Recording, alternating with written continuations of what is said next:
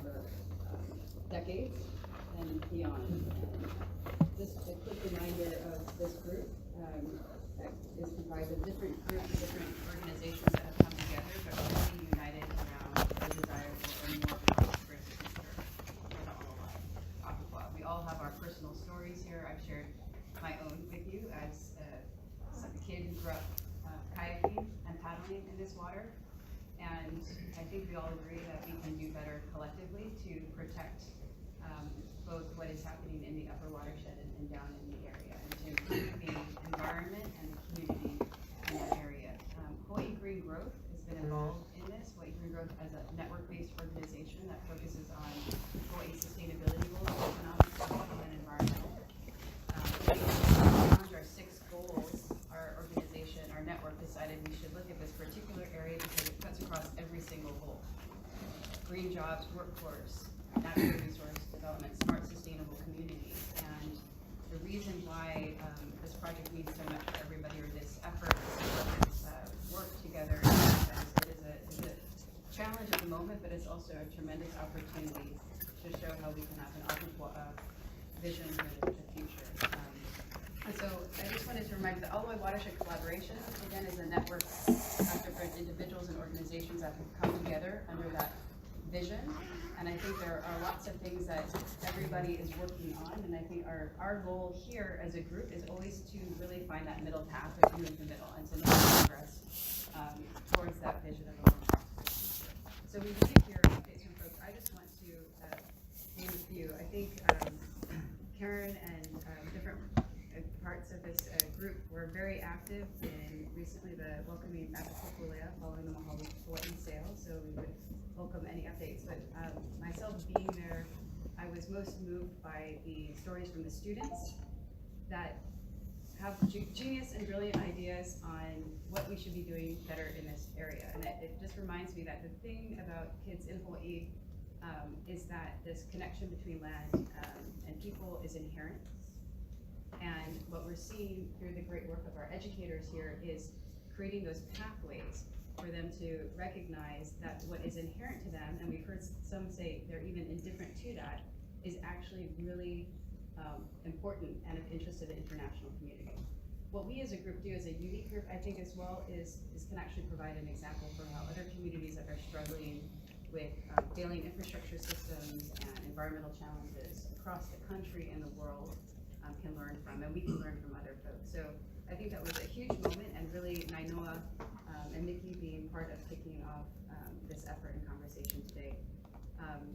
We have our colleagues here from federal government, from Army Corps, who would be able to share with us some of the developments that are happening in that. I know that there's been a lot in the news, and we've heard Senator Schatz speak to this not so long ago. And for those of you who watched the mayor's State of the City, he raised this as well. Listening to Mayor Caldwell's State of the City yesterday, the primary focus was on resilience. And the way he brings resilience is it's economic resilience as well as physical resilience of our ohana and our community. Are we resilient communities if we don't have a livable wage, if we don't have places for kids to actually grow up in this place, and every time kids from Hawaii move away, we lose a bit of our aloha. And so the whole premise of that, he highlighted the fact that we've signed on to the Paris Agreement, despite the fact that our federal government is not focusing on the Paris Agreement as much. So I think we could hear a little bit more from our city colleagues about what that actually means. But one thing I also took from his comments, and put that out to the group to frame our conversation, is it's about trade-offs. Some of the decisions that we have to make when we pursue a more prosperous future involves trade-offs. And I think what this group works to do is make those trade-offs explicit and have conversations about it. That's when you are trying to find that balance between economic, social, and environmental goals, and that's when you're trying to look at a trade-off in an ecosystem approach and a holistic approach.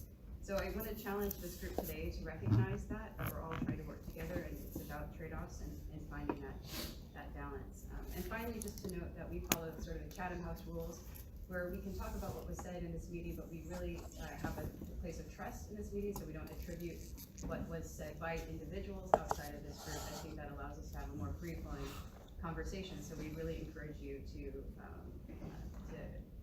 mahalo what we're trying to do and have a Chatham House Rules conversation.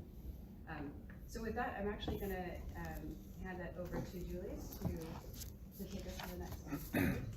Yeah, there's a couple of updates listed here, but on the last point, I know there's a number of folks who've been doing great things since our last meeting in February.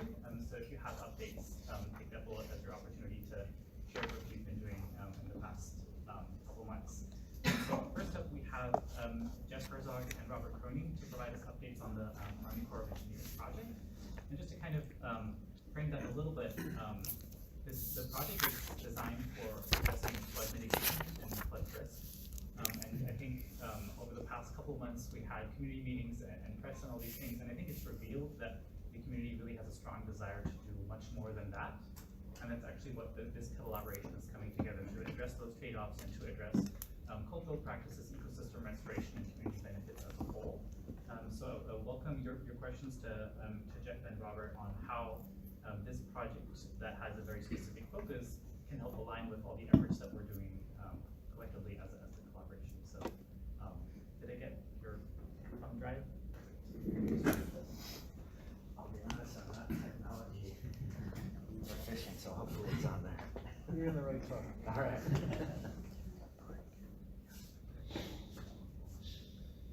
And Julius, you can make those, if you want to send them out to the group, that's fine.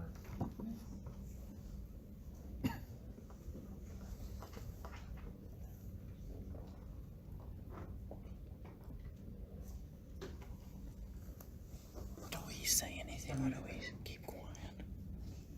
So I believe I have 4 slides to include the title slide and the question slide. So, but the important thing is to make sure that you have my contact information, as well as access to the website, so that we can provide updates through there.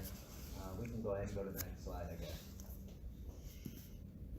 So March 19th, we held a meeting up in Manoa District Park, as well as we are beginning to make our rounds to the neighborhood boards to provide updates.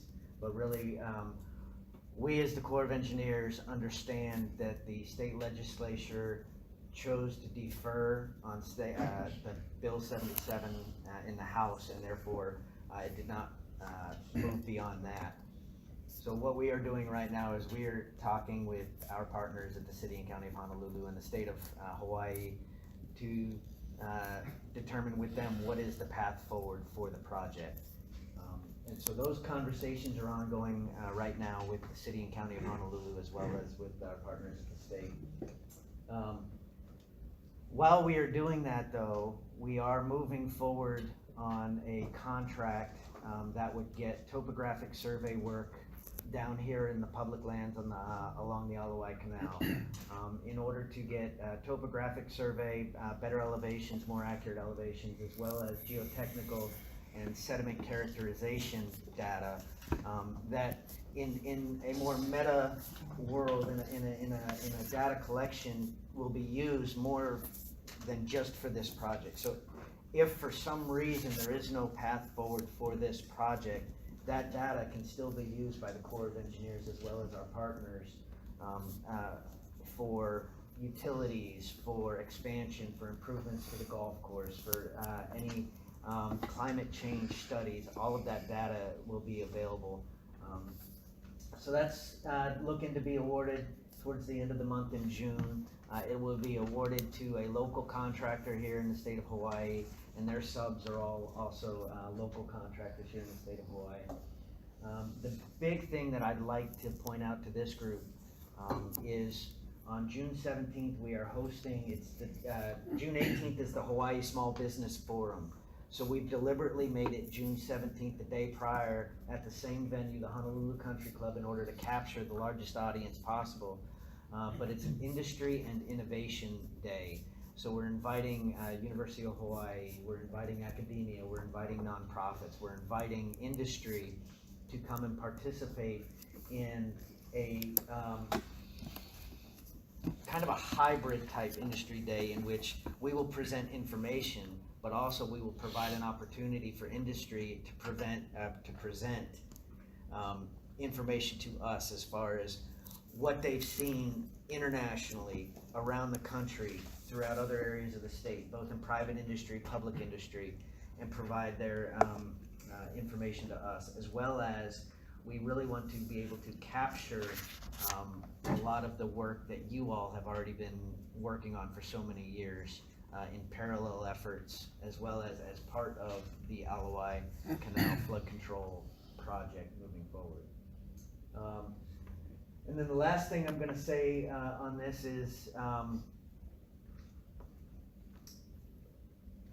while ecosystem restoration was not carried forward beyond 2012, it's important to understand, and it's the Corps of Engineers operates in a different realm when it talks about economic justification.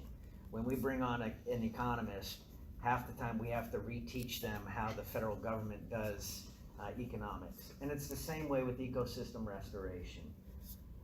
What they had moved away from was trying to identify habitat units and justify on a national level an ecosystem restoration.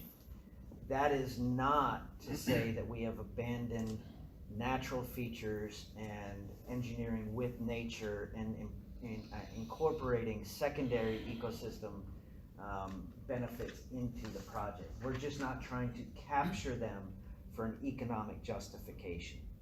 And so I just want to, because there's been some confusion out there as to what does it mean when we say we've abandoned ecosystem restoration.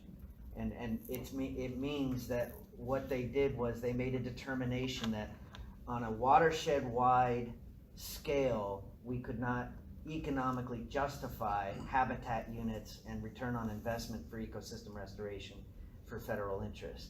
That is not to say that we aren't incorporating mitigation measures as well as natural features and environmental and ecosystem components into the project. That's also where we need your feedback on June 17th and as we move forward.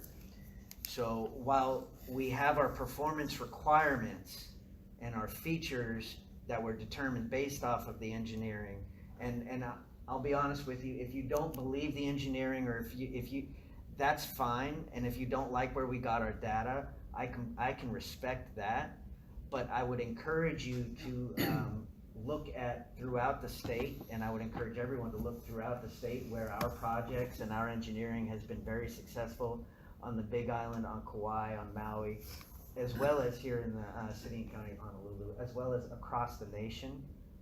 So as we move forward, we want to make this a two-way conversation. And this morning is the start of that. June 17th is a continuation of that. And as we move forward into the design, we encourage this two-way conversation. And we understand, and we hope you understand, that it does involve these trade-offs that Celeste is talking about. So, you know, I don't take anything personally, and I hope that you don't take our position as we move forward personally, because that's not what the intent is. The intent is to be able to deliver this project for the city and county of Honolulu, for the communities, just like we've done in Hilo, which those projects performed as designed during Hurricane Lane this past year. And so we want to bring those same opportunities to the watershed. So we can anticipate these surveys and exploration to begin late summer, early fall. And as I spoke at the Alawai Kaka'ako, or the Ala Moana Kaka'ako neighborhood board the other night, while we are making these neighborhood board trips, we will make second trips as we have a more definitive exploration and survey schedule, so that we can communicate impacts and let people know what is going on as we move forward. So next slide. This is just, again, in the federal plan, and as it was pointed out to me, sometimes I can be a little bit confusing because I want to sound polite and that I don't want to scare anybody. The basic plan will remain the same, and that is slow the water down in the upper watershed so that as it gets down towards the canal, Their velocities are slower and the amount of water is more controlled, and that way it protects the infrastructure as you move down the valleys, as well as into the residential areas, and then on the Mackay side of the canal when you get into the Waikiki area. So detention basin locations are not set in stone. Size is not set in stone. It's all based off of performance requirements, being able to slow down and time the water so that as it moves down through the watershed, it's not overwhelming that watershed and the infrastructure. The idea of using flood parks, Kanawai, woodlawn detention, those are intended to use natural features. Now, could those shift to different locations? Absolutely, and that's where we would like your feedback as people who have been here and been doing this, and that's why we want industry's feedback as we're moving forward with this design so that we can refine it, so that we are engineering with nature where possible. In an ideal world, what I would love to see is in these upper watershed detentions is to be able to transition from a natural native vegetation, which acts as a roughness coefficient, which slows the water down naturally. And then as it gets closer to these basins, have transition to an armor stone, a natural stream bed. And then at the actual location, you will have to have at the inlet and the outlet, a certain amount of concrete just to ensure scour protection. And then transition back out the same way that it transitioned in. That's what they're doing throughout the nation. That's what we're doing throughout the state in our other projects. And so I see that as being successful here. So that's where your input can then come in, because then we have an opportunity to create or reestablish in some areas habitat that isn't there now. So, next slide. This is just the 1% floodplain. And the reason I have this up there is to show you that the 1%, the 500-year flood area, the 10-year flood area, the footprint doesn't look that different. However, the depths are different. And it's because of the amount of water coming down. You live in a coastal floodplain. The watershed is in a coastal floodplain. Therefore, the topography is going to tell you where the water is going to go. It's just a matter of those depths of the water. And as what we're doing right now is we've moved from a rudimentary 1D model constructed with cross sections and reviewed at several different levels and approved. Now we're doing actual 2D modeling with our Mapping and Modeling and Consequence Center at the national level to actually show us using all of the unsteady flows in different scenarios. Where is the water going with project, with certain features in, certain features out, as well as without project altogether. So as we progress forward, and hopefully we'll be able to have some more accurate renderings for the June 17th Industry Day, we'll be able to show the team and the community where is the water going and what are the differences, what have we learned from the 1D modeling to the 2D modeling. And I believe I have one more slide, which is questions.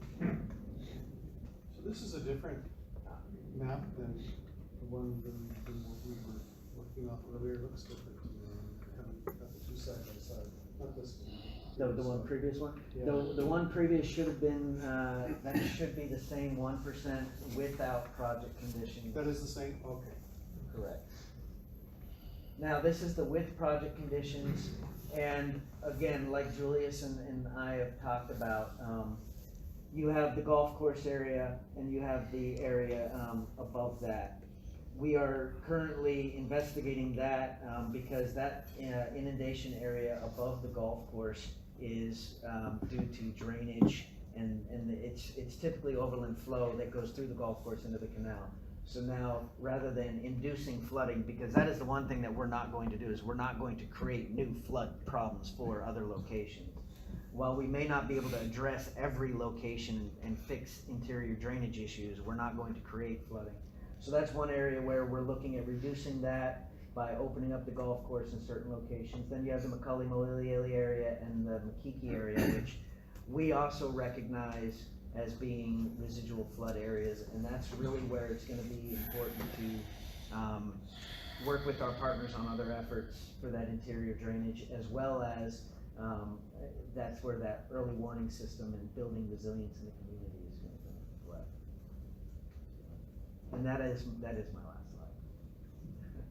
You had another 30, Jeff. No.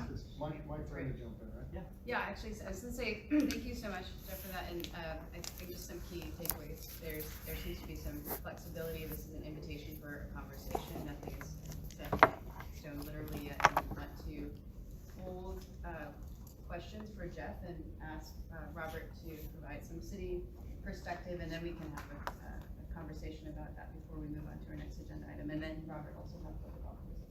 Yeah, thank you. I think that's appropriate, because one of the things I want to kind of correct you on a little bit is the phrase Corp of Engineers project. It's not really a Corp of Engineers project. This has got to be a joint project. It won't happen unless they have a sponsor. So this isn't being rammed down anybody's throat. This is an agreed upon project that needs to be done. I'm Robert Cronin again. The reason I'm here is I've been designated as the city's point of contact, the lead on this project. So when it comes to the city's participation, it's coming through me. So that's why I'm here. I'm going to take a little bit of a risk in asking this first question. So I'm going to ask people to raise their hand. And I know normally if I ask it in negative, it works better because people are easier to not raise your hand. But I'll do it in a positive anyway. One of the big questions we really have to ask ourselves is, do we think, regardless of what you know about the project already, do we think $300 million plus is worth the money to provide some flood control protection for this area, right? So raise your hand if you think that's a reasonable amount of money to pay for the protection of Maybe this we could watershed. reframe and say, how many millions do we actually need to provide any type of resilience? Well, but that number varies all over. So I'm saying at least 300, at least 300 million something, you know. So I saw quite a few hands go up, so that's good. Because I mean, in the end, we could say, you know what? No, it's worth the risk. So what? 100-year flood comes, 1.6 billion to fix whatever we have, or don't fix it, and we do that. I mean, those are options we can do. You don't have to provide flood protection, and we just take the risk and we live with it. Right? They did it on the Nile for a gazillion years, and they let it flood, and they just deal with it, and they go back, and it actually is beneficial. So the first question really is, do we want to spend this money? And I think the majority of the leaders around the country and the world and here will say, yes, that's probably a worthwhile investment to protect this kind of an economy and the people in this area. So with that, okay, what has to happen is we have to get that agreement signed, and right now that is not done yet. There is no agreement. But what I can tell you is the mayor recently has decided that he's willing to sign the project partnership agreement with the Corps of Engineers as a sole partner. Now we'll have sub-agreements with the state because the state has still committed to paying the capital cost of the project. I don't really know exactly how that's going to be done yet. I know we talked about the legislature not including any monies for this, but the governor, I think, understands he has the ability to still fund the capital cost of this project. And so those actions are still being worked out, and that's where we're moving towards. The plan is to have an agreement signed in time so that we continue to get the federal funding that's been promised appropriated for this project, and how we can move forward.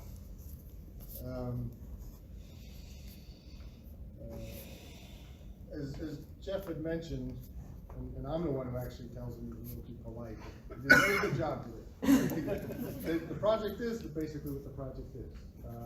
And sure, we're never going to be able to satisfy everybody. There's always going to be opinions that are different than it. Some people aren't going to like them, and others are. In fact, the city has things that we would like to change a little bit from what originally is proposed. And we've been working hand in hand with them and doing that. So we're doing that all the time.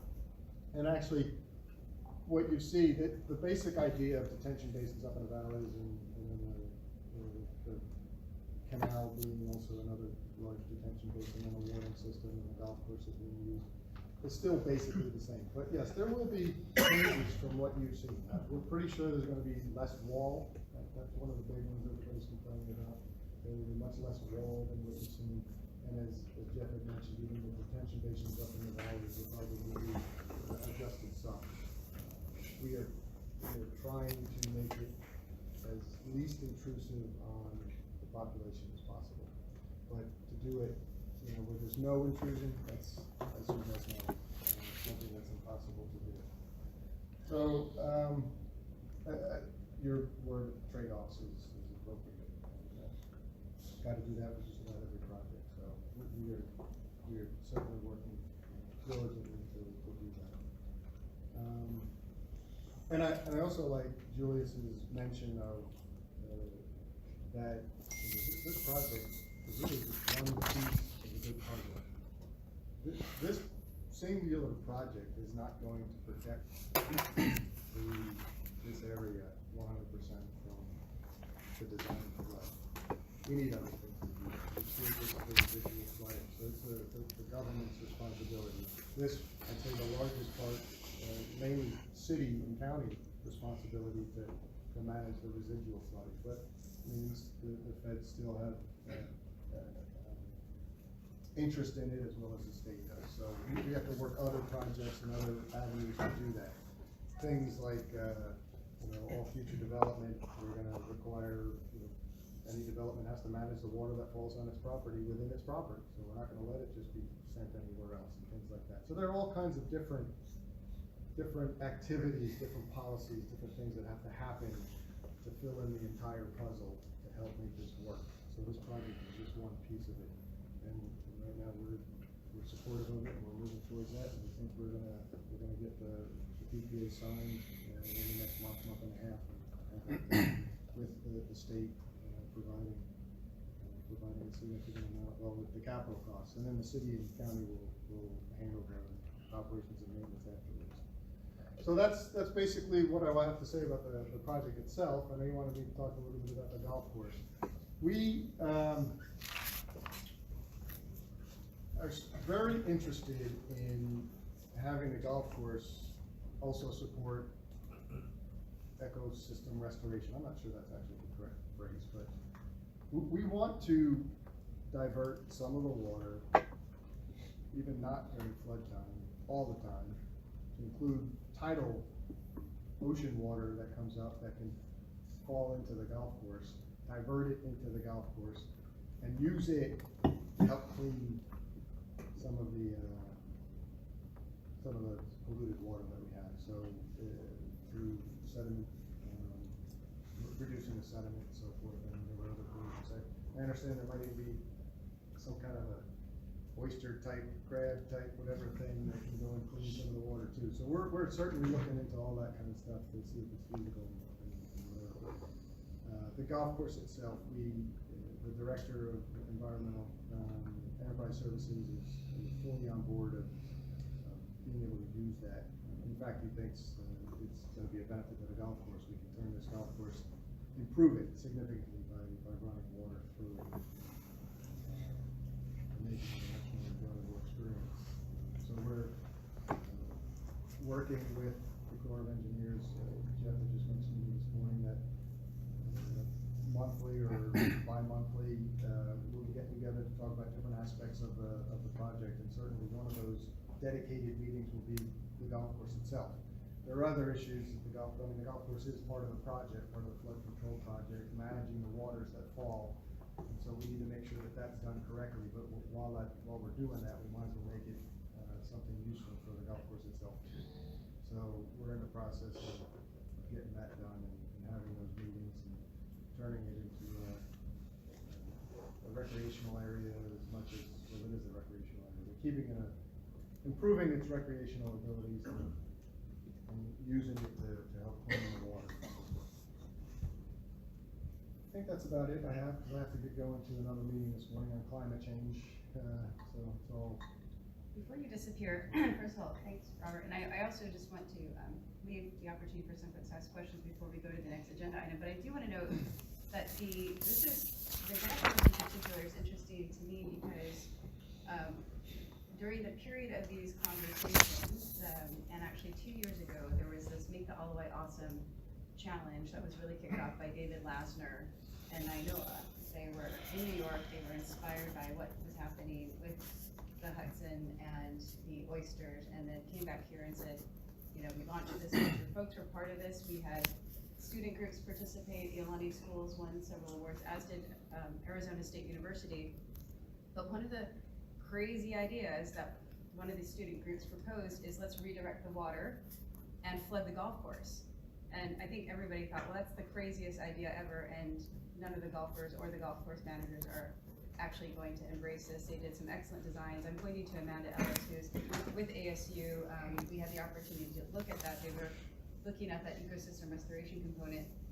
But I'm just noting that because that was a parallel process that students took the opportunity to innovate around this. They looked at a challenge, a solution, and there was a cross-fertilization, though, of that idea to this actually being taken up. When they did meet with Guy Kawakukui, it was interesting. He said, right, we're actually planning on flooding the golf course because from an economic perspective, we think it's going to actually extend the life of the course. So it's worth noting that there is an ecosystem and a different use of the word of this group where these ideas are being bounced off each other and emerging. So I'm really delighted to hear from Jeff and from Robert, and thank you for sharing with us that there seems to be this opportunity and an invitation to everybody here to be engaged in this process.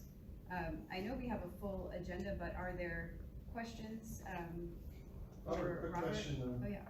One of the things that we've sort of thought of being kind of tied to this whole long-term effort to be able to maintain a flood control environment as well as improving the environment was the stormwater fees that the legislature had allowed the counties to enact, and I know the city has been working on their version of that. Can you give us a status report as to where that is? What's the kind of timing they're looking at? I know as much as you do on that. They're working. Julius, you might know more. I think you can pay attention Yeah, I more than just anybody. spoke to DFM yesterday and said I should, Ross regrets he's on vacations, otherwise he would be here, but so they just found a contractor to do the stakeholder engagement for an island-wide stormwater utility fee. So they'll provide us at the next automation meeting perhaps on what the next steps are for that. So they're moving ahead with an island-wide stakeholder engagement process to figure out what the fee should be, what it should be doing.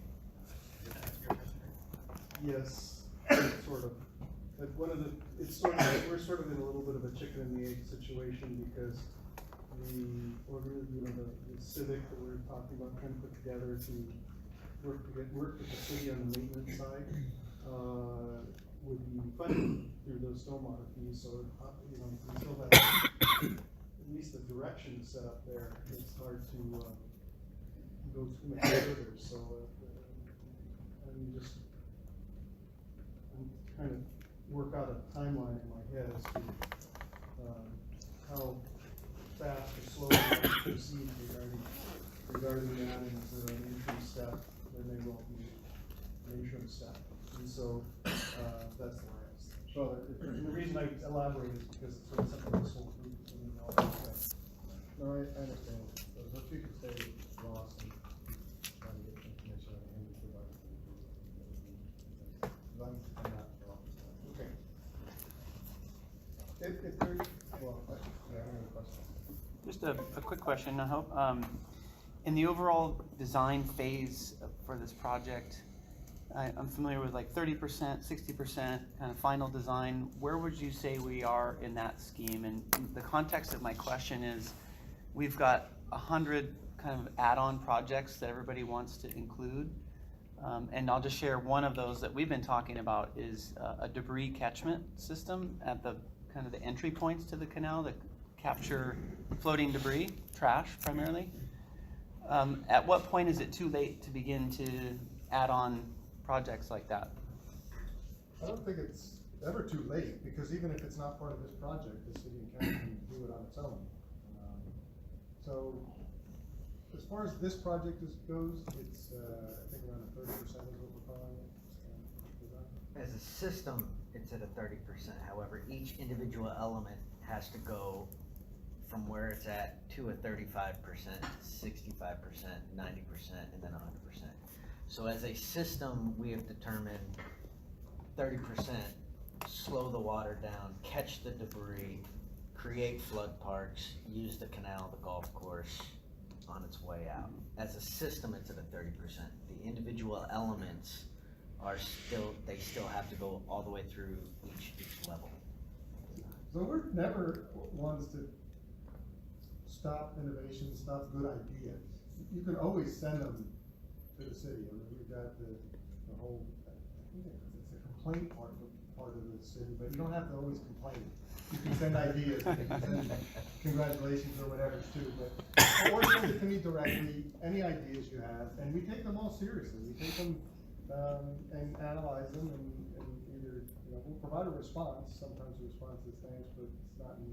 Robert, I'm thinking in this particular case, because it seems like the June 17th is really the opportunity, right, to continue to explore how these conversations. That would be for you.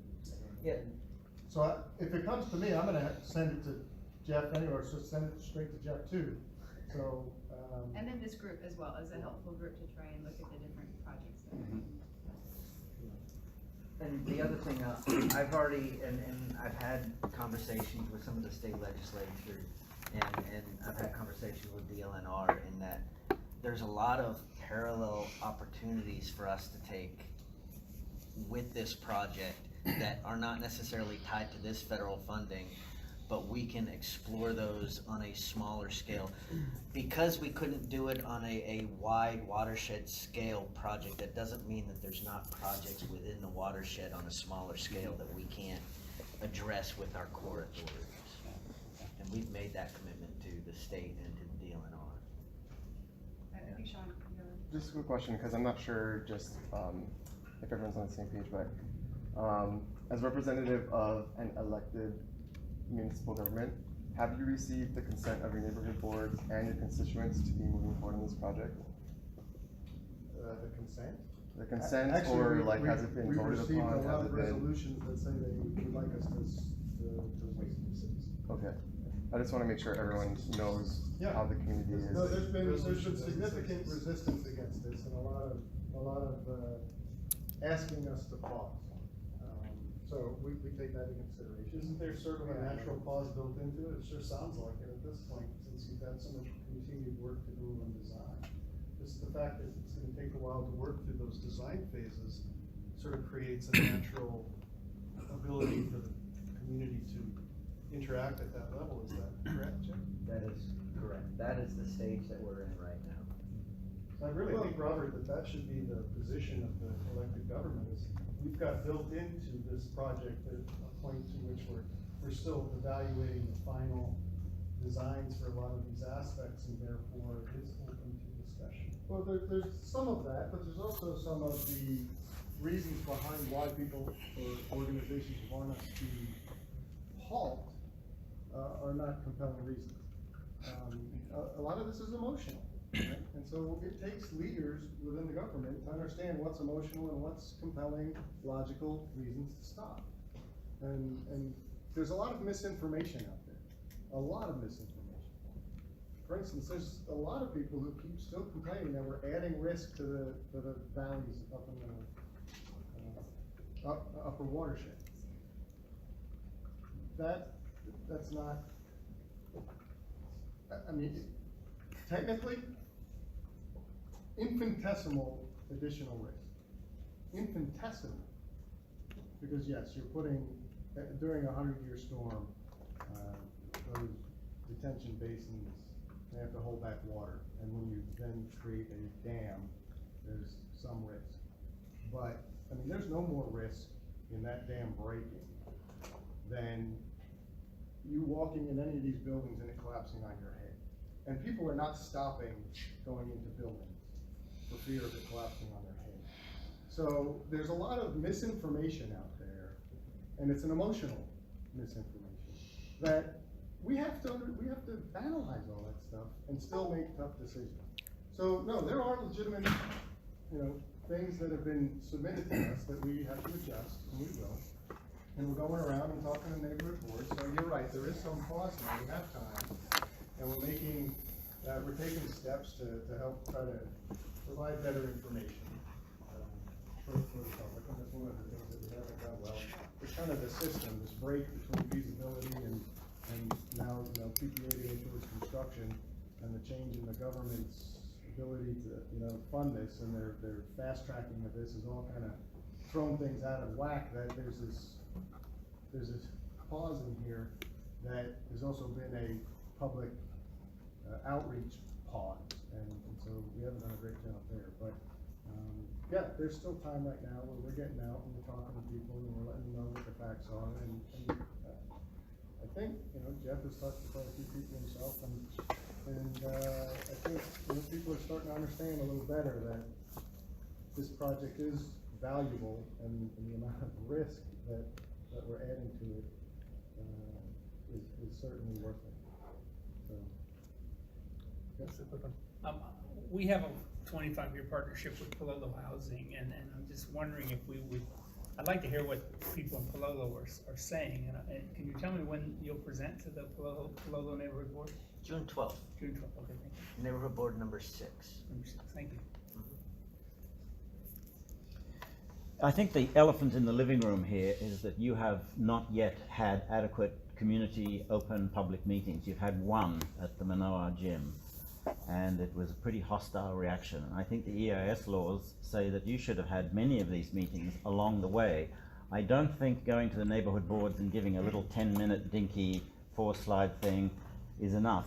The residents of Waikiki are terrified not of flooding from here, but of the hurricanes. If you go to Bob's Waikiki neighborhood board meetings, they're talking about, oh my God, when Hurricane Ike came through, there is nothing in this plan that addresses hurricanes and inundations and storm surges. And I think there's a big gap here because they don't know. You haven't had any public meeting in Waikiki, 30,000 people plus all of the businesses, to explain exactly what this is.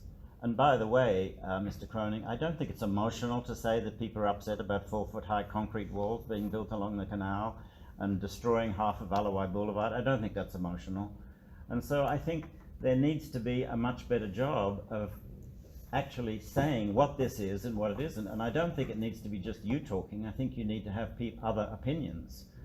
So I don't think it's okay to say just send us your opinions, we take them all seriously. You've got to hold substantive public meetings, and then you've got to write reports on them and what people say. I don't think a little 10-minute 4-slide presentation counts as an adequate communication. You say you've done a lousy job of communication, we agree. So it's time to do what Congressman Case suggested, have some decent public meetings, at least for Waikiki, which is supposed to be the key to this whole thing, and be honest with people.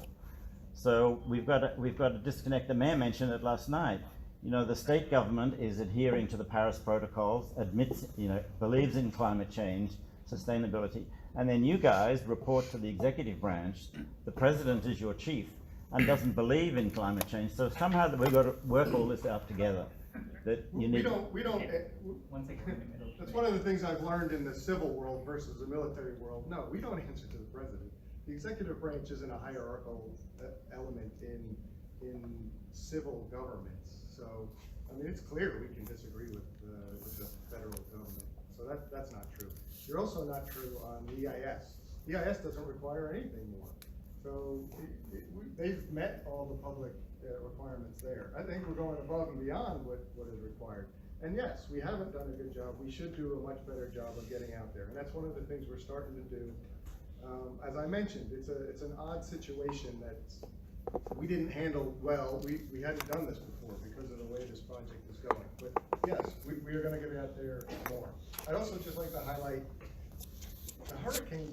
As I mentioned, this is one piece of the puzzle. Your hurricane concern is a whole different part of a puzzle that this project is not designed to resolve. The people don't know that. The Waikiki people believe that this project is gonna save them from hurricanes. And so I think it's time that there is a good discussion about what it does and what it doesn't do. Can I just interrupt you here, and just in the interest of time, Robert, I think this is actually exactly where we're hoping this conversation can help in all our watershed collaboration. As, I think we're agreeing that there's a low or understanding of risk awareness in the community, but that's not just here in Hawaii, that's a global phenomena and opportunities for us to address that risk.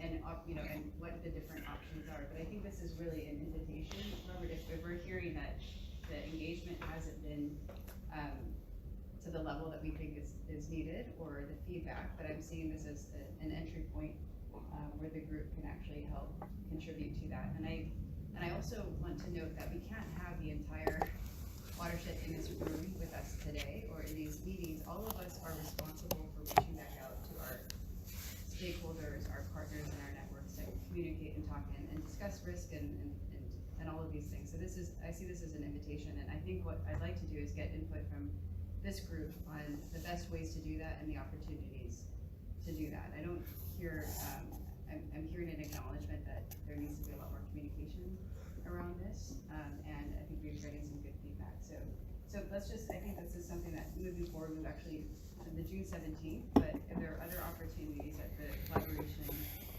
can provide in the community feedback component, and also on the actual projects that are important to people, I think we need to do that. Are there other questions for Robert? I would also want to note Jason. Let's get the other government, let's put all the government people on the spot. Representing the state has some updates, which is related as well, and so if Jason can provide some comments, and then maybe we can ask more questions, but then I think there are a lot of other updates that Julius is noting are taking place here. Excuse me, so it's just before we leave the topic entirely, I just would like one last comment. And that was that we went through a complete EIS process on the flood control, the Alawai flood control project. I personally attended at least 3, and I think it was 4, large public meetings with hundreds of people that lasted for hours. And so to say that there were no public meetings, I don't think is accurate. That's not true. But to say that there should be more, I don't disagree. I think there should be more communication. The more communication with the community you have, the better. And that's why I was pleased to hear Jeff's report today, because I think there's going to be more interaction.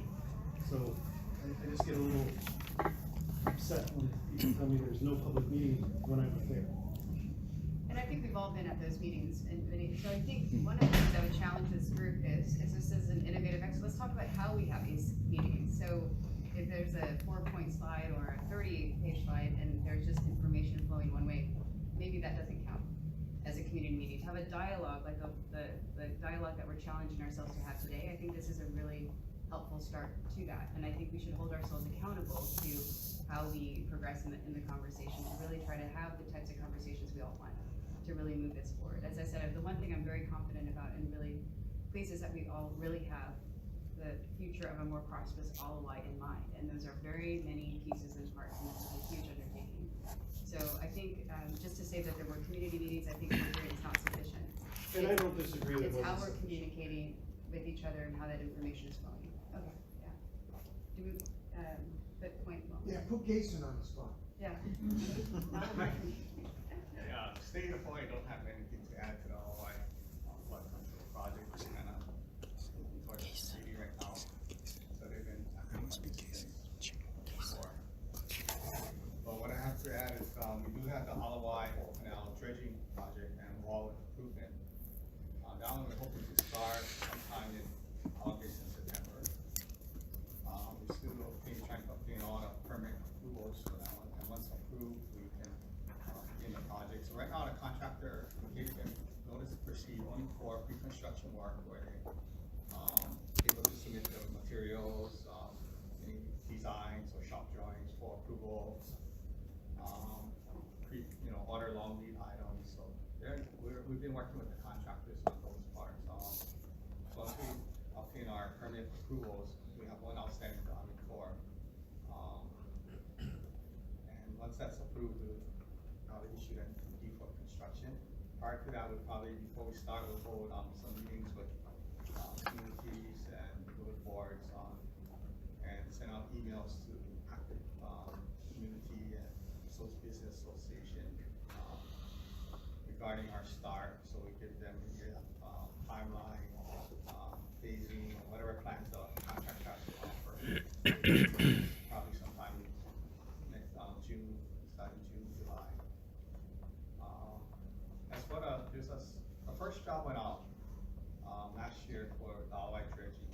That plans did not have a 200-foot section of the canal. That was due to the HECO duct line that's kind of floating or above the designated design depth it's supposed to be at. So they took out another project to install a duct line way beneath the canal.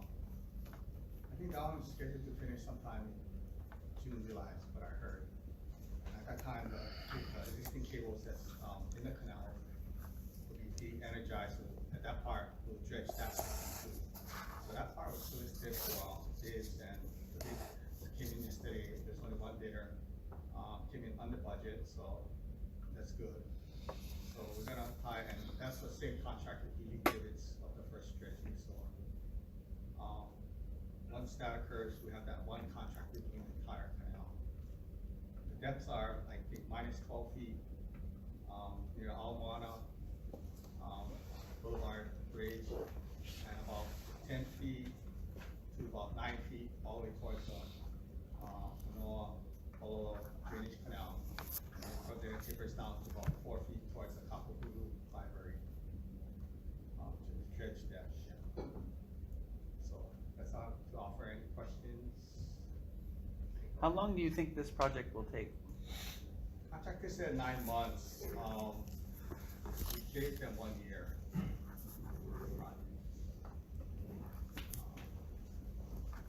Okay, and well, also there's wall improvements on this project too. So there's 2 section walls we're trying to reconstruct. One is fronting the all-white community park towards the Housing Bridge. It's toxic stuff. And that contractor is quite ready. That was the first bid that we got the dredging. So they're doing that one section, and the section between the Kalaka Avenue Bridge and College Street Bridge. That one is like kind of like they just starting. That was just leading, so they're gonna install some tieback system to prevent future movement out. Why is it That always is me? scheduled to be in the same time period.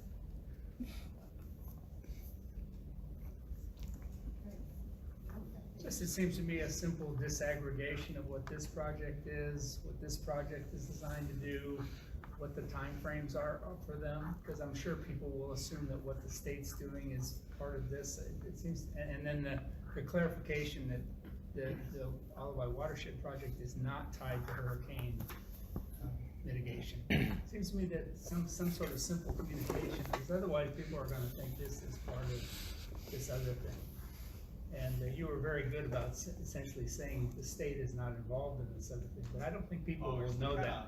Involved with them, but right now, I don't have nothing to report. Yeah, well, I think that needs to be made clear to people, and again, that this distinction that the watershed project is not about hurricane mitigation. I think these are just simple bullet point things, that people, the community needs to see. So in general, so again, I would put this in sort of risk of awareness as well, right? You know, what risk are we actually facing, what risk are we solving for? But I think that's a challenge for this group too, because I wouldn't assume that all these projects are seamlessly flowing together, but I think we as a group want to be that group that doesn't dig up the street 3 times. Right.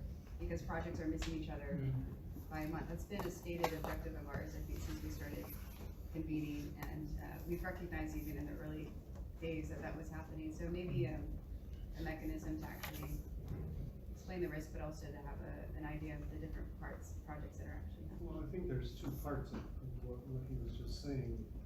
The coordination at the government level, I think, is happening. I think that the government, the DNR and Army Corps and the city are coordinating the different projects. And even though, yes, the dredging is a completely separate project, that's certainly something that we were always aware of. And the Army Corps actually has to give permits for the dredging project. So I don't think there's any disconnect at the government level, but I think it is an important point to make that, I'm not sure that the public makes these distinctions. And therefore, we probably, when we communicate, for example, when DNR starts off the dredging project, it's kind of important that we delineate what this project is. Right. And who's paying for it, right? I mean, so one is a federal. Yeah, this is basically a state project, yeah, good point, I think that's a good point. I also just want to remind folks that might be new to this, that we actually have further coordinated with coalesced around 3 working groups in this group. There's our communication working group and linking to Daniel and Nikki, who are the co-chairs of that. We also have a sort of a policy, infrastructure, and finance working group that Mike Hamnet and Rick Eggett co-chair, and we have our ecosystem science working group, which Yvonne and Dolan chair. So I would say maybe we ask our communications co-chairs to think about that, and then also working that with whatever projects, and really think between now and our next meeting how we can actually solve for that. And It sounds like the state project has a year window, a year timeline, and these other things have much longer timelines. So I think timeline, budget, who's paying for it, and some sort of simple communication to. And Nikki and Daniel, that's something that's come up, I guess, in the past meeting. Any thoughts? For sure, people are confused about the overlap between both the projects and definitely the roles of the different agencies. That's a consistent issue, and it's not unique to Hawaii, that's pretty much everywhere in the world. But I do think that the misinformation or misinterpretation of information that has happened around some of the projects has led to some of those emotional, small little, I guess, conversations. And I think one of the things that we recently talked about was just there are in fact more components to this that people don't know about yet, which is like the 501c3 civics. Like there's all kinds of different moving pieces. So it might be useful to try to create an ecosystem map or some kind of I guess an anatomy of what's happening in the area, so that it can be helpful for communication that way. And at least where to go for questions and answers. We'll share in a couple of seconds the mapping visualizations that we've been working on to communicate. Okay, any more questions for Robert Cronin and Jeff? I know, yeah, that comes to a meeting. I'll get the notes on that meeting instead, so this is more important than that. Thank you. So we could turn, maybe that's a good segue into our all or not, Karen, sorry, please. I wanted to make a comment. Essentially, the idea of this whole ROI flood mitigation project is management of the volume of water. You start up with a watershed, and the solution that was put forth by the Iolani was to do trench basins to slow the water down. The alternative, of course, is to redo the forest, which does not absorb the amount of water that the forest was meant to do. So you get, coming out of the forest, water goes through residential areas, water goes that big, that high, because every street is a stream. Every street goes into, eventually into the stream, then the water level becomes that high. By the time you reach Grandma and Grandpa's house in Movavi, Makali, the water is that high, okay? And this is not abnormal. People my age used to go to school, hike their skirts up to their panty line, and walk to school. And when I mentioned water buffaloes that were in the area before, people look at me and say, "How old are you? We've never heard of that before." I said, Iolani Dragon, there was a water buffalo there. Okay, so what we're doing is we're creating a water level that's that high when we hit the Iolani Canal. And heavens knows I haven't even thought of the waves people. What happens when it goes beyond that. So yeah,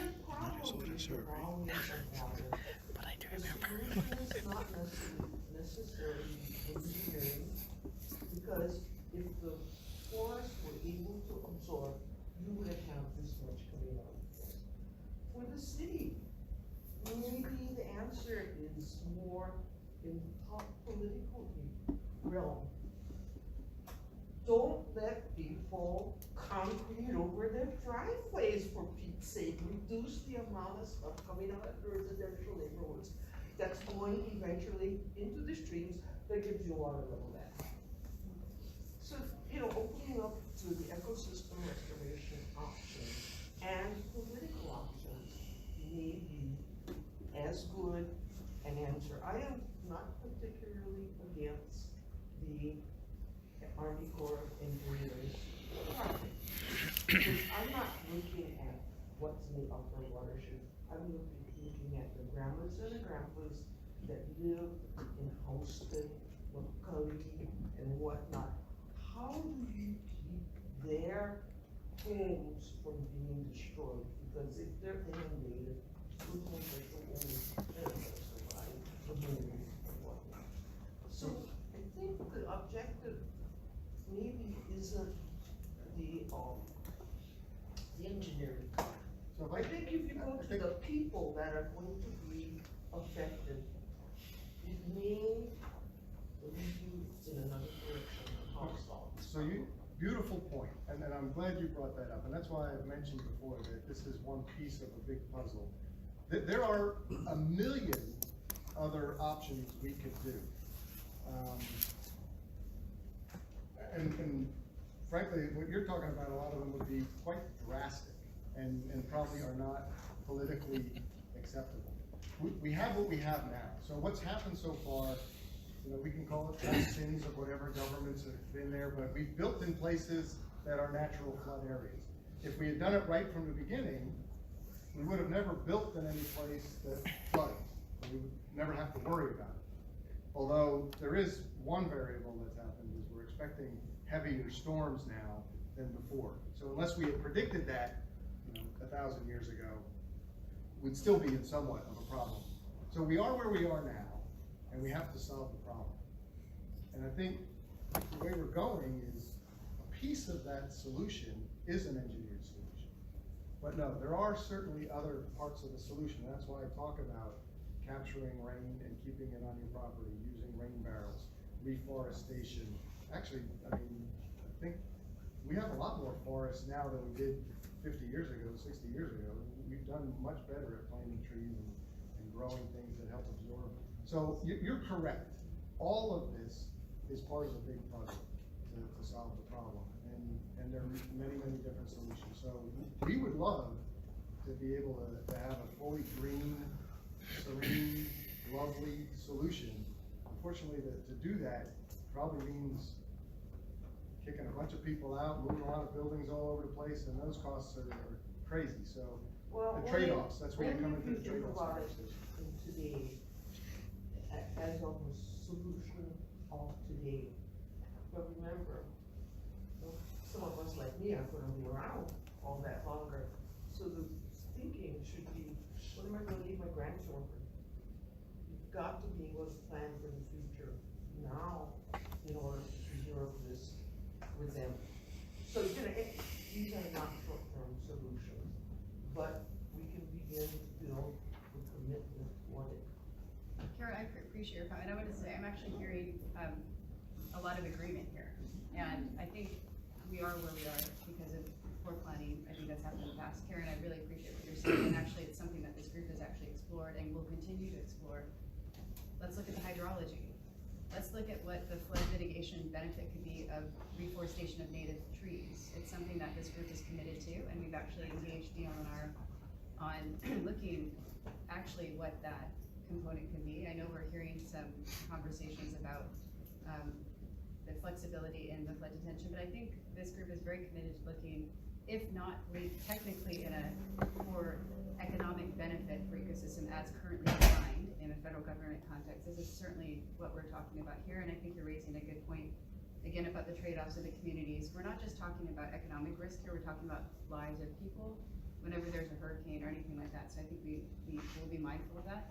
But I would like to say let's pursue that, and I think the incentives I'm not gonna go tell Robert what he should be pitching directly to the mayor, but I think you're raising also a great point of incentives of people choosing not to use concrete. And again, this is happening around the nation and around the world.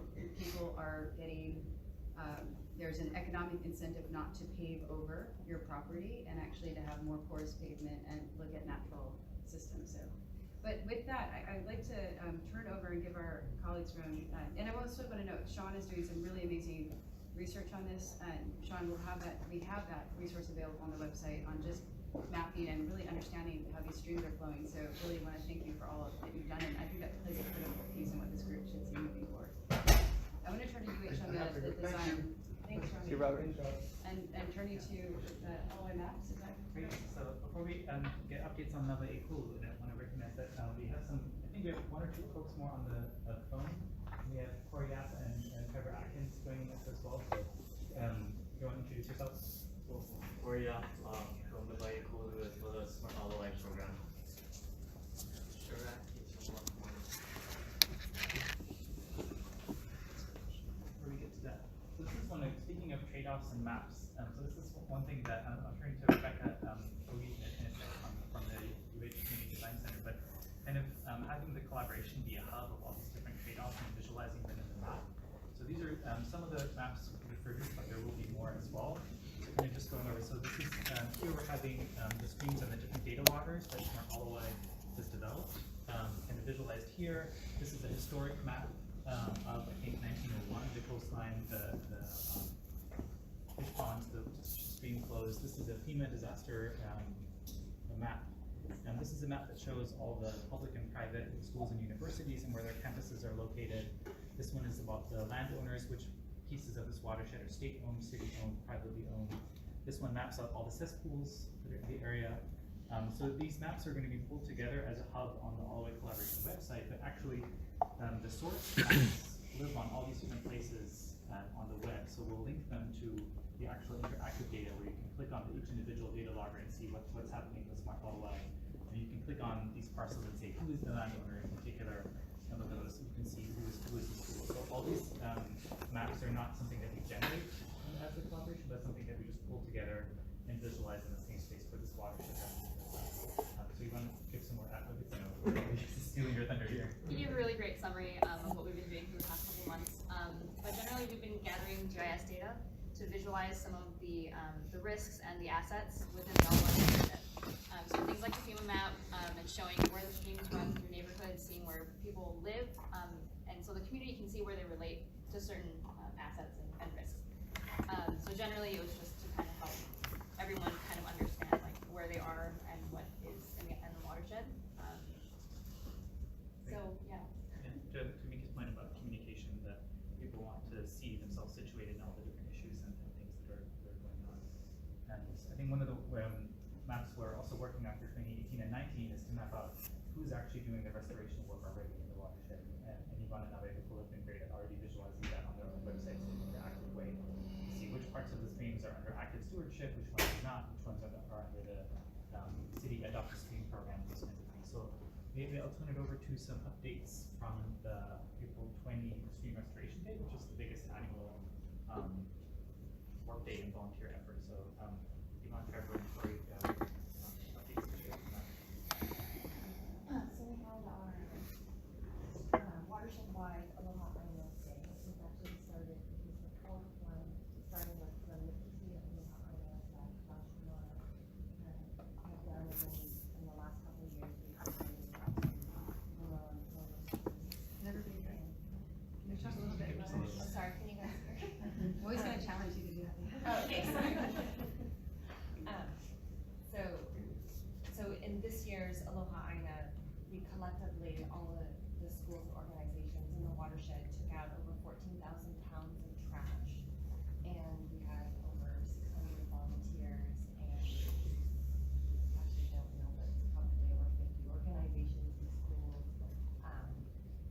And you can, our Nova Ekulu website, you can look at it and you can actually, it's interactive. There's a map that shows the areas in the watershed that have been covered, and you can click on each kind of organization and see who's taken out what, create a little competition.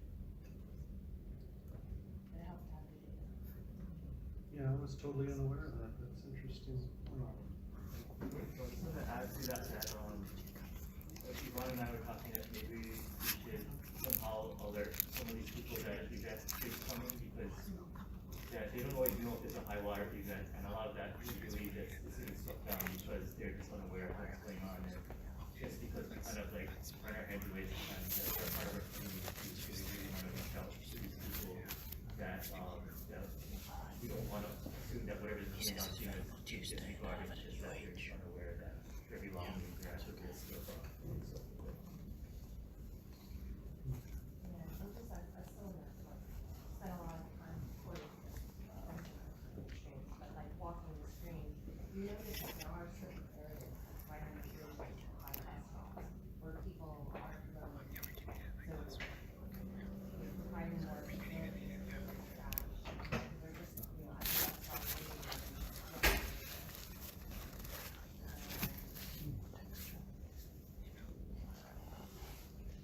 Any questions?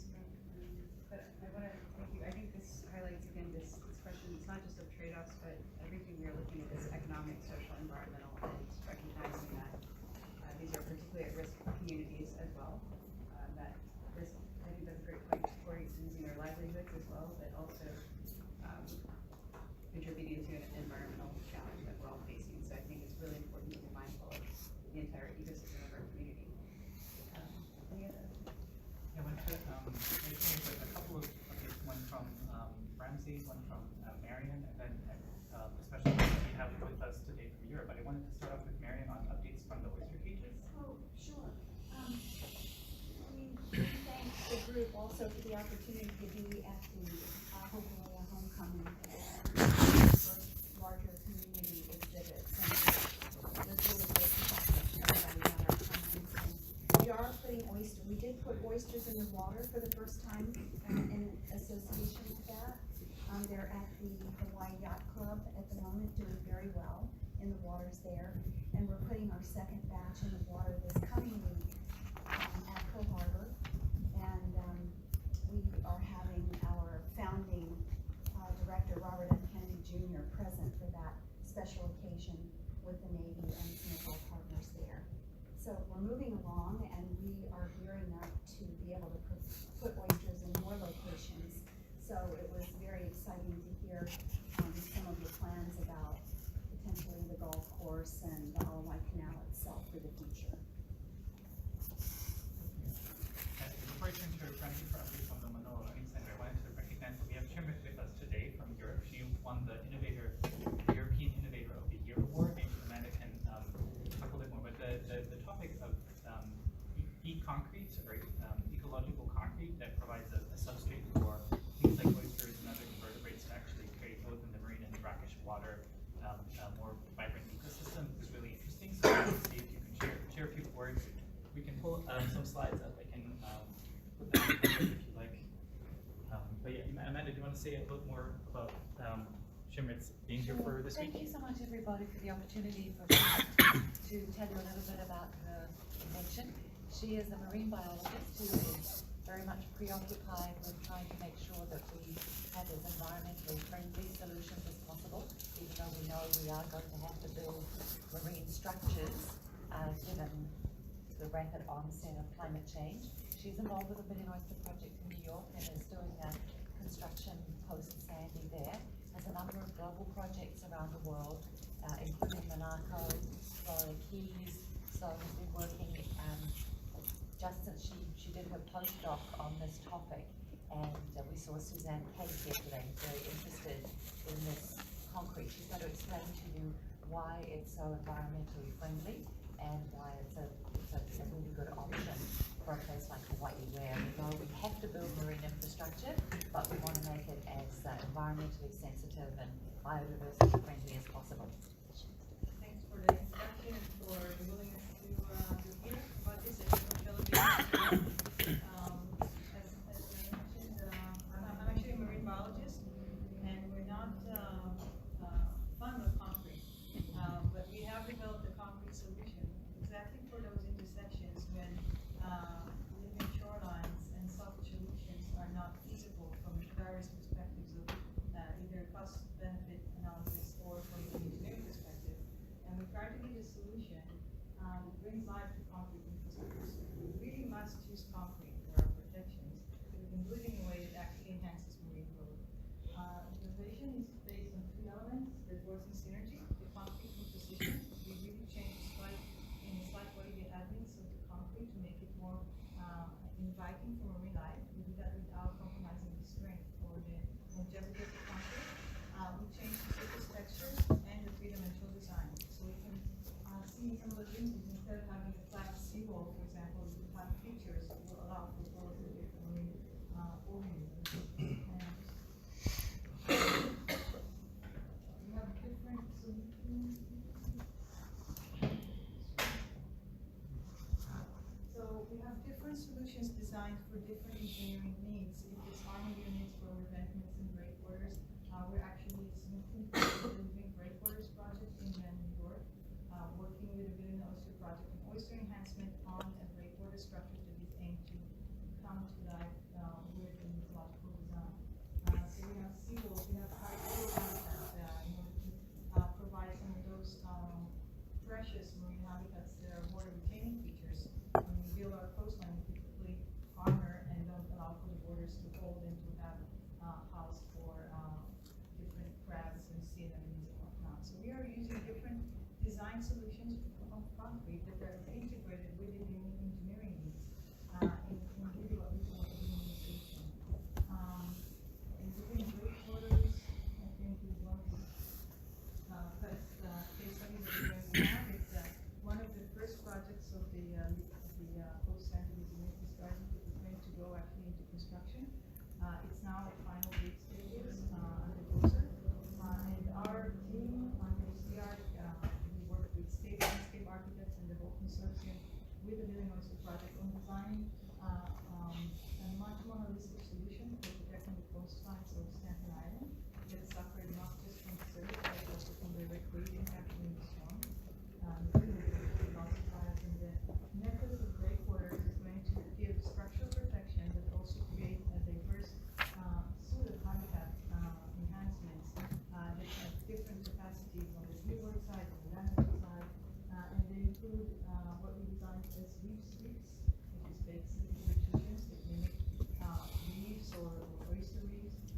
They slightly increase the footprint of the breakwaters, but they enhance the ecosystem value so that we prevent the permitting requirements will drop because of the on-site mitigation capacity.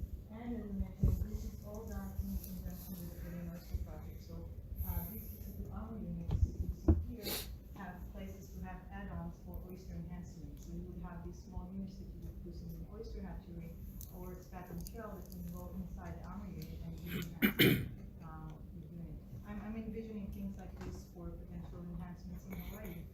If you're looking at coral restoration, oyster restoration, think about designs that do give the structural capacity but also enhance some of the ecosystem services. Yeah, thank you so much, Imran, for sharing that with us today. I know you're only here till Monday and right yesterday, so we're really lucky to have you here. I'm really happy to be here. It looks like an amazing work. You don't see that much in Israel, this kind of discussion, so good on you. Very, very impressive to see. And if any of you need any information, you have my contact, and I'm very happy to stay in touch with you and to stay with you. Yeah, it might be a nice connection to oyster habitat in particular. There's Just kind of a question. Do you think there's application for this in terrestrial stream channelized habitat? Yeah, I think they actually maybe map this.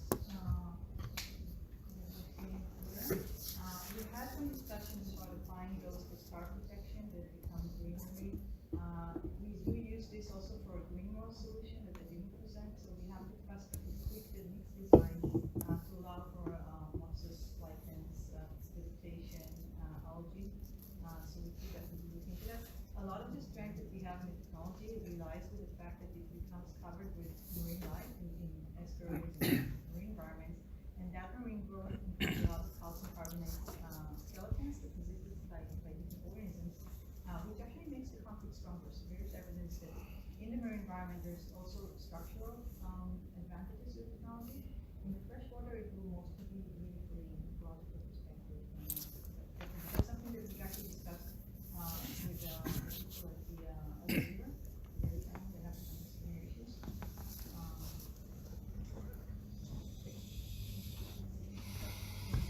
just wanted to add, we were able to host Shimrit last, what was that, Thursday? No, Wednesday. And had a great discussion about this novel new approach. And I just wanted to point out those that aren't familiar with the regulatory process. When you build things in the marine environment, let's say a groin, it triggers all kinds of permit requirements. One of which is something that I think we've been challenged with here in Hawaii, which is called compensatory mitigation. So if you put rocks on a reef surface or even what's called a live rock surface, you have to mitigate that in some way. And the National Marine Fisheries is heavily involved with this through NOAA, and they haven't really developed a good protocol for what does that mitigation look like. It's very site specific. Waikiki has been a challenge in the past with, well, what do we need to do to mitigate putting rocks on the surface of the seafloor? This might be a really nice alternative. So I can think of several projects just in Waikiki alone that might make good demonstration projects for this. So I've reached out to a couple local engineers that are doing work in Waikiki and around the state for that matter to see if there might be interest in doing a demonstration. So stay tuned. This is probably not the last time you're going to hear about this type of product, but I think there is something to it that might help encourage growth of coral reef in areas where you're putting concrete in the water. So I think this is a really interesting idea, and I'd love to pursue this more. That's great co-chair to be talking to. I think that's a great segue into the civic in a bit, Dolan, although I recognize we have some other ethics that Julie wants to talk about. And Celeste, I'm sorry, we need to rush Shimrit off to do an interview on Think Tech at To start 10, building. so apologies, and thank you all so much for. Maybe we can post that.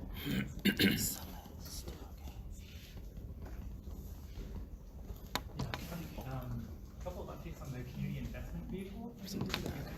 Oh yeah, sorry. I forgot. Updates on the Board of Water Supply parcel at the back of the Manoa. Yeah, thanks. Just Iolani from the Manoa Hitter Center in your corner. Jessica, are you still there? All right. I'm here. Yes.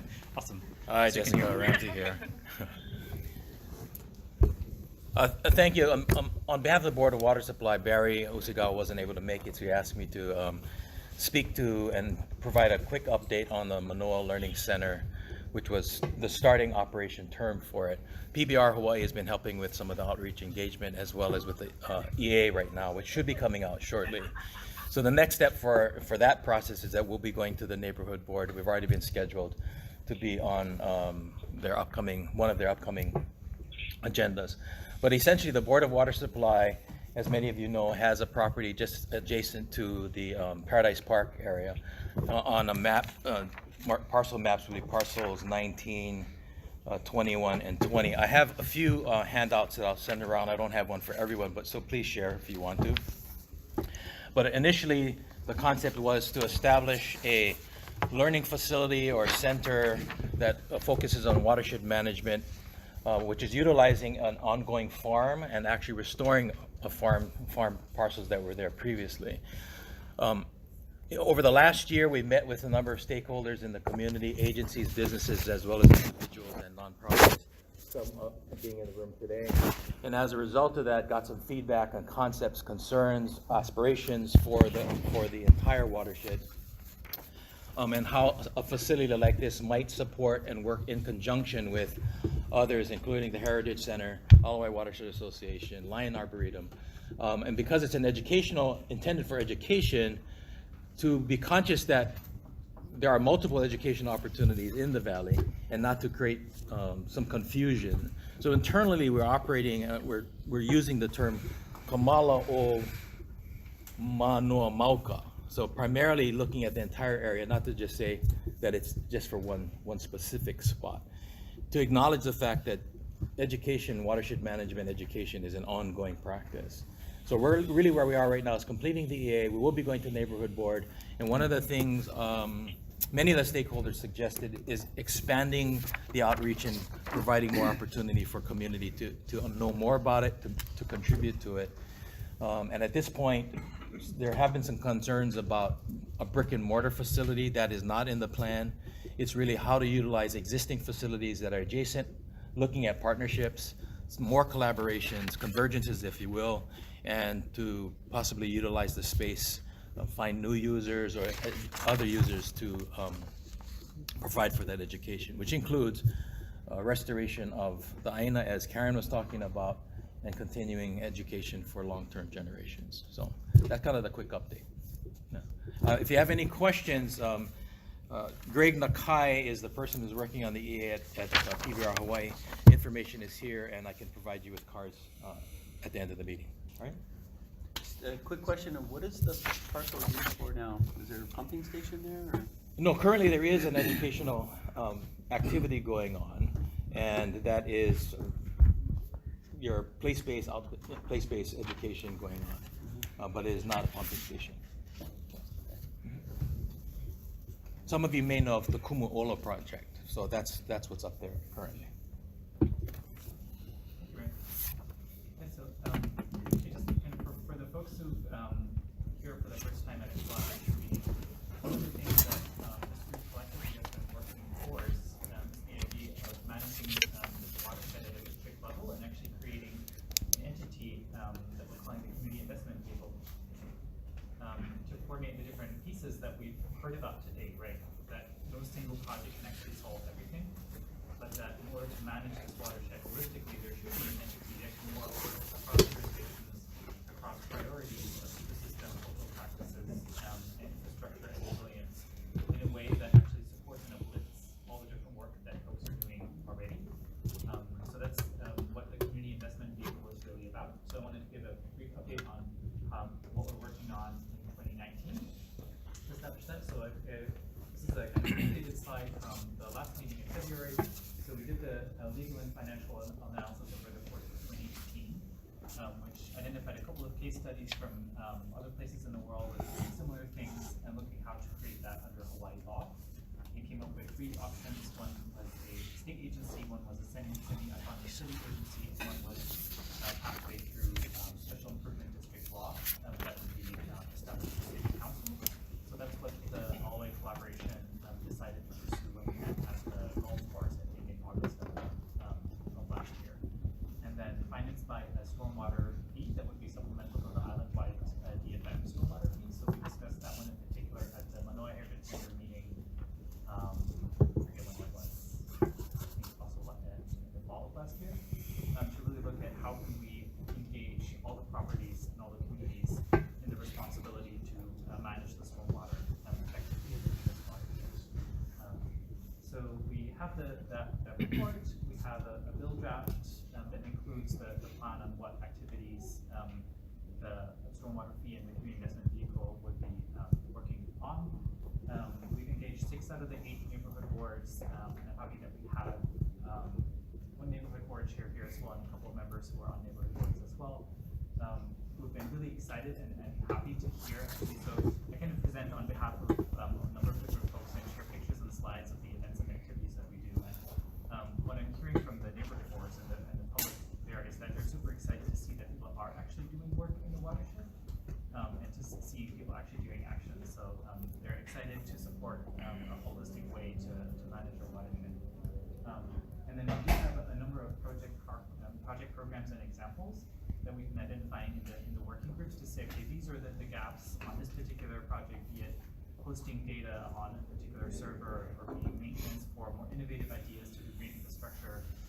Old Stadium Park has been one of those case studies where the community is really excited to do much more than just what the Department of Parks and Recreation is able to do in terms of maintenance. So they have great ideas for that space, and we engaged the student teams on that over the last couple of months. So that's one of those case studies of saying, well, once we establish the community investment vehicle in the district, these are the types of activities that you could actually help support. So we need your support over the course of 2019, and you'll be hearing from me on that is one, the public opinion survey, and Daniel to share some of the art with that, to make sure that we actually capture the opinions of a much broader set of the public than just the stakeholders that we have convened here.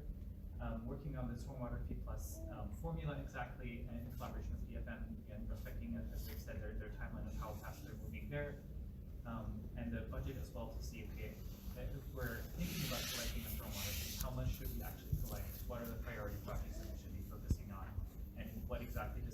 a mean for each individual property owner, be it state, city, private, business, residential, those kinds of things.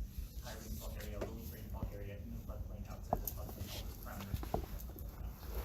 And then the letter to support that we worked on in some of the working groups already to get that draft language going, really to make the point that this is not a particular stakeholder making the case for this community investment vehicle, but it's actually our collective efforts. So we'll keep working on articulating our aspirations and our ask for the decision makers at City Council and the city to be able to work towards you getting your board and being ambassadors for this effort in your own organizations to be able to sign a letter of support like that on behalf of the organization that you represent. And then number 8 there, this is going to be an ongoing communication and dialogue with City Council in particular, but also other stakeholders.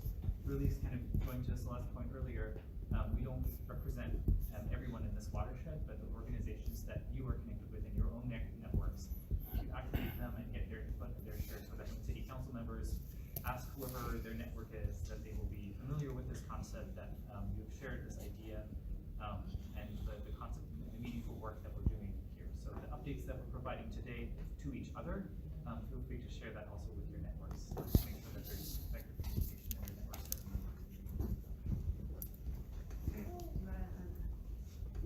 Oh, okay, so just to fill in for the public opinion survey, so the concept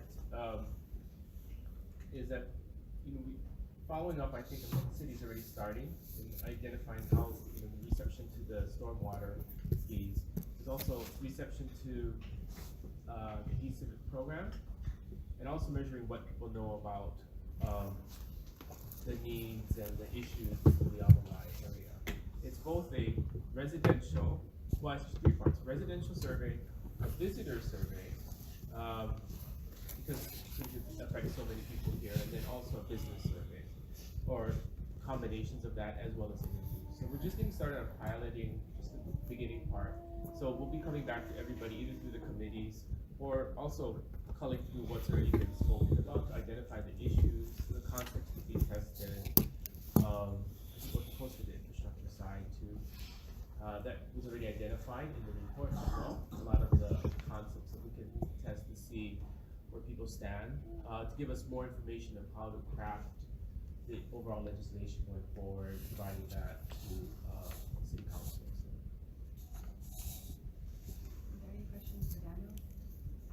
This one, there's a player in this watershed that is not being surveyed, and that would be educational institutions. We have a lot of them. We're at one, and then there's a number of elementary schools which are probably emergency response centers for things involving Waikiki. I don't understand why these places that are at sea level are where emergency response is being directed. But, our KCC, Chaminade, high schools, yeah, I think that's you may want to think of that. I can help you with that. I do think that, there's work in the watershed, but there's work for the watershed. And I think when we hear the term work in the watershed, we tend to think about young people with their feet in the ahupua'a. But there's a lot of obviously there's a lot of policy work, a lot of planning work, a lot of survey work. There's a lot of educational opportunity for students, sort of P20 in this area, and I think that's an interest of the college, is how they put together a coherent kind of P20 learning for the next generation, and connecting with what Ramsey's doing up in the Valley and all over this place. So I think working for the watershed might be a better framing, Julius, for the letter. Because I think in implies feet in the mud rather than the more interesting and challenging work of policy. So I think this ed survey would tie to that kind of, how might you make this part of your learning plan?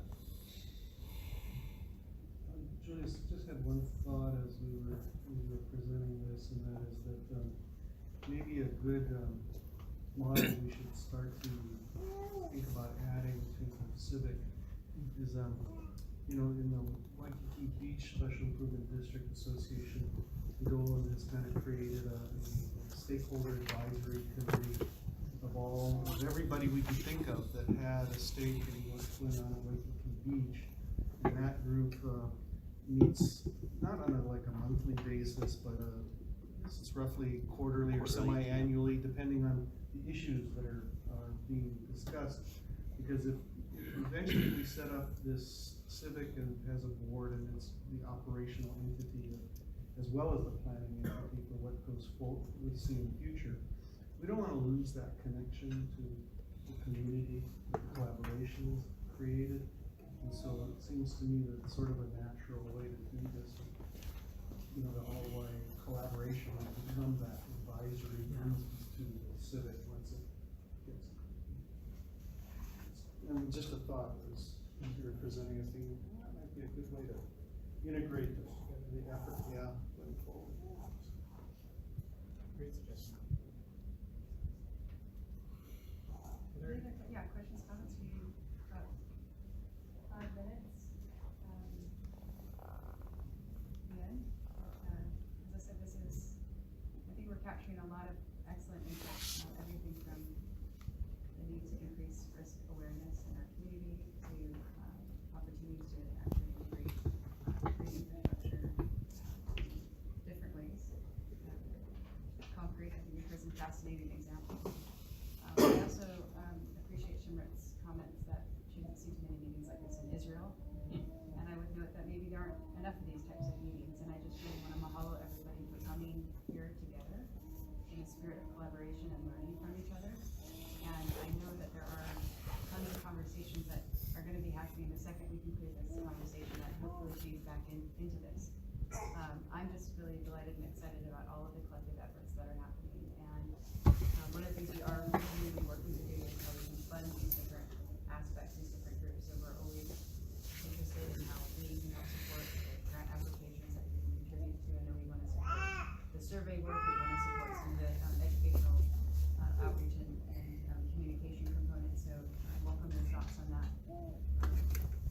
But if there are just any final comments that folks might have. Thanks, Celeste. So kind of coming from this more on a personal side and my current position, I've been involved in the Iolani Canal project for over a decade, 17, 18 years. And let me tell you that, you know, the project itself was very complex, and we understood that it was going to require a sophisticated way to solve the problems. In the Corp, it's known that the planning phase, which is the phase that you're leaving and going into design, it's a discovery, it's an evolution. This is exactly the kind of, this is exactly the activities that are supposed to happen for a project of this size, this magnitude, and this significance. So I'm glad to see that this is truly happening. I guess I would just ask everybody, as you continue to participate in this, is to have an open mind, look at it in a way that, you know, government isn't going to solve all the problems. In fact, in this particular case, it was government that knew it wasn't going to solve the problem. It was willing to step up and fill a gap, but engage the community and other government agencies and organizations to collectively solve the problem. So the Iolani Canal project or Flood Control project in itself is not the only solution. It's a base to everything else that can and maybe should happen in this watershed. So I applaud all of you in participating in this and making this a process that's going to carry this project to where it needs to go and everything else that needs to happen around this project. I've worked with a lot of you over the decades, and I know your passion, and it's great to see that a lot of you are now becoming more involved. Keep this up. Yeah, I was thinking that we could, Just a quick announcement, another piece to the big puzzle that we're talking about. We just had a meeting recently, so I think it's safe to say that the Office of Planning looks at updating certain plans over periods of time. One happens to be the Ocean Resource Management Plan, which is currently intended to be updated. PBR Hawaii is going to be assisting in that process, and I want to let everyone know that as early as or as soon as August sometime, we will be engaging in statewide listening sessions to actually help in refocusing that particular plan. And so talking to Dolan, hearing Dolan talk about other things earlier. It's an important concept. Again, that's where the water goes. It's all part of our system. But I think the significant thing about this particular update is that there will be a focus on TEK, traditional ecological knowledge. And so part of our exercise will be gathering those with that knowledge or awareness, as well as those currently applying and using it. So I invite those at this table and your groups to consider how you might want to be engaged or to assist us in reaching out to those individuals. But we'll be going island to island, 2 meetings here on Oahu, 2 meetings on Hawaii, and 1 on each of the other islands for that purpose. And hopefully we'll have the draft of that completed by the end of the year. It's an aggressive timeline, but we're looking at doing that, and with the collaboration and support of everyone else, it will be hopefully reflective of our community and our aspirations. So that's coming up. If you have any questions, I'll be glad to talk with you after. Thanks. Perhaps you say the name of the plan again? Ocean Resource Management Plan. And Julie's will be capturing the nuggets of this conversation so that everybody can connect with each other with the different efforts that are ongoing. And really, please keep in mind the June 17th conversation, and we'll be providing more information courtesy of Jack on that. I was going to make you the last word, Ramsey, but I think I'll give it to our youngest member of our All White Watershed Collaboration, who you can get a from throughout the meeting. And just to remind us what really matters, and we need a more prosperous future for the All-Way for all the reasons we know very clearly and that in our hearts and our minds. So thank you so much. Please make sure you don't leave any of the food there. And I really want to thank Yvonne, our wonderful. The only question I have is, how do the kids get any work done when you have a view like this? Because I know where I would be.